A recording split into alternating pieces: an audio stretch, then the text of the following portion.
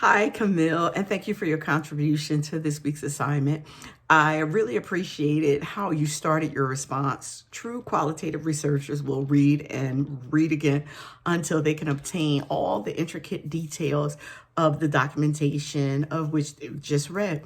Sometimes we do not absorb all of the details in our initial reading, and we need to revisit a few things to get a greater understanding. I know when we were given the topic, how was Jesus relational? So now we're going in and we're finding proof of how Jesus was relational. And it is our job to prove it to others. Whoever's going to read this, we have to prove to them what supportive evidence do we have to say that Jesus is relational. As I read Luke, I tried to put myself into Jesus's shoes. I reread a couple of passages so I can get a greater understanding of how he was considered to be relational. The book of Luke gave a narrative of the life of Jesus and helped others to relate to who he was as a human being. And even in the book, we saw some miracles. We saw some things that he did for the rich. We saw some things that he did for the poor. Even when he was on the boat and the waves were so torrential, and he said, "Peace, be still."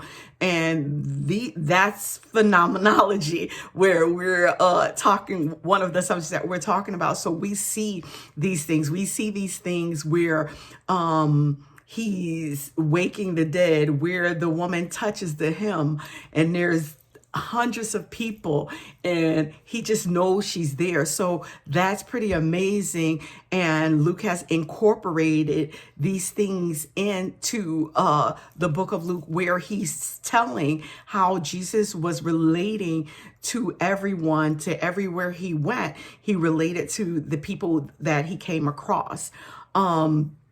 We also can see ethnography in regards to the culture of the time, in regards to the people that he encountered as he was leaving one village and going to another. And each time, even when he told his apostles, when you go and you stay in the home of that person. He didn't say you go and you stay in the castle, you go and find a home, and that you actually relate to those people. So not only was he relational, he was encouraging his apostles to be relational as well. So then that way they're continuing the path of Jesus Christ. They're continuing to be relational, even with knowing that he was going to be betrayed. He still wanted them to walk the way that he walked. And we see this in the book of Luke. We see where he's encouraging them to be relational.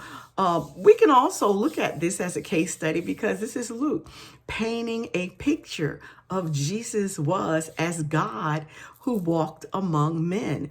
He painted a picture of how he came here, not for himself. He came here to help others. He came here to relate to others. And we see that. And I see that as I was reading a lot of posts where people are incorporating the specific Bible verses that pertain to how he was relational. So the beauty of it is that we have 5 qualitative approaches, and right now, after reading everyone's post, I can possibly see where each of them can be incorporated into this to express the point that Jesus is definitely relational. And we can use all of the qualitative approaches to justify how relational he was. Thank you.